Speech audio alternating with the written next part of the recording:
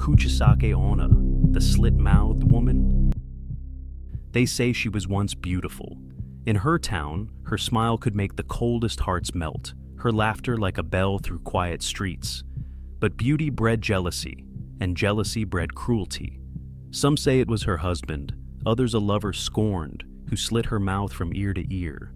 She survived, though no one knows how, and from that day she became Kuchisake-Onna, the slit-mouthed woman.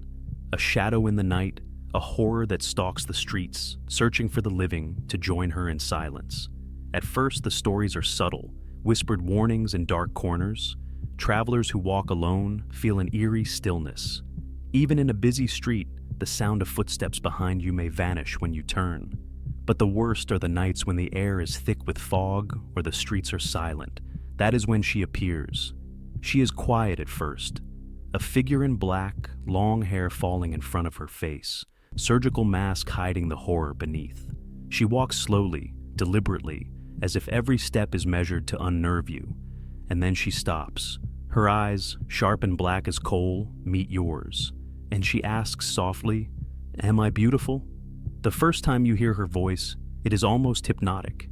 People have reported that it echoes inside their heads, low and insistent, a sound that burrows into the mind. Some freeze, some laugh nervously, thinking it a joke. But the laughter dies in their throat when she slowly lifts her mask, her mouth, torn from ear to ear, revealing jagged teeth, glistening like cracked porcelain. The edges of her lips curl in a terrifying smile that no human could ever form. "Even now," she whispers, "if you panic and scream, she is faster than any human." She moves like a shadow, gliding across the ground with inhuman speed, her scissors gleaming, precise, ready to strike. Some who survive say it is the waiting that terrorizes most. She does not always chase immediately. Sometimes she lingers at the edge of your vision, in reflections, in darkened windows. She watches, calculating, enjoying the fear as it seeps into your bones. There are ways to survive, or so the legends say.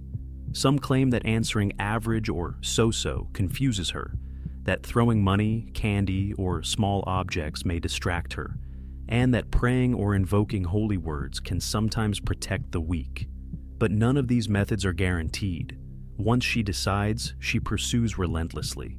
People report hearing her slow, deliberate footsteps, even when no one is near, and the soft echo of her voice, "Am I beautiful?" lingers long after she is gone. Entire families have told stories passed down through generations. A young boy walking home late from school saw her on a narrow street. Her mask was in place, her eyes fixed on him. He froze. She asked, "Am I beautiful?" His voice caught in his throat, and he whispered, "Yes." She smiled, lifting her mask. He ran, but he never reached home. Only the faint sound of scissors slicing through the night followed him. Days later, his footprints were found, leading into the forest, ending abruptly. No body was ever recovered. A group of teenagers, daring each other to walk through an abandoned neighborhood, reported that one of them suddenly felt a chill brush their shoulder. Turning, they saw a figure, long hair, mask, black eyes unblinking. She asked them, in the eerie quiet of the street, "Am I beautiful?" The boy who answered yes vanished without a sound, leaving behind only a faint trail of footprints. The others fled, terrified, never speaking of it again. She does not always use violence immediately. She stalks, she tests. She plants terror in the minds of her victims before striking.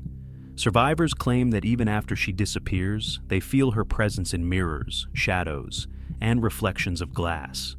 They wake in the night to faint breathing in empty rooms, the rustle of hair brushing skin. Some report seeing a pale surgical mask in the corner of the room, staring at them silently. And sometimes, she hunts in pairs.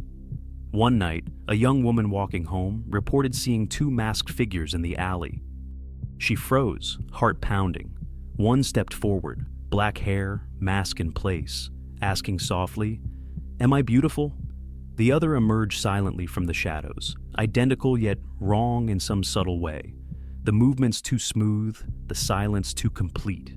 She ran, she escaped, but she never walked alone again. Every shadow, every reflection, reminded her that she could return at any time. Even the police are powerless. Reports of disappearances spike in quiet towns, always at night.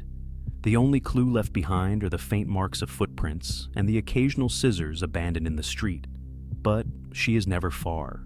She is patient.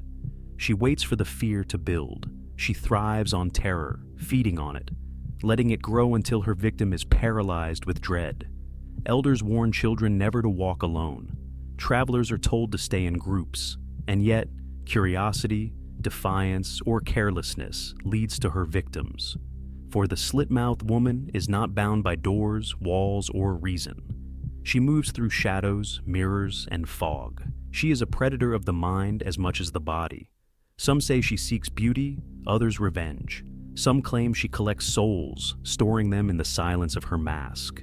Others say she is a warning from the past, a spirit born of cruelty and betrayal, reminding humans that fear can take physical form. And so, if you ever walk alone at night in the quiet streets of Japan, keep your eyes down, your voice steady, and never answer too quickly. The soft question may come, the slow, deliberate steps may approach, the mask may lift, revealing that horrific smile, stretching impossibly wide, teeth gleaming in the moonlight. Am I beautiful? The wrong answer could be the last thing you ever say, and the next footsteps you hear may be your own, echoing into the night, leading you away into darkness from which you will never return. Because Kuchisake-Onna never sleeps, she never forgives, she never forgets, and she is always watching. If this gave you chills, don't forget to like the video and subscribe for more terrifying encounters.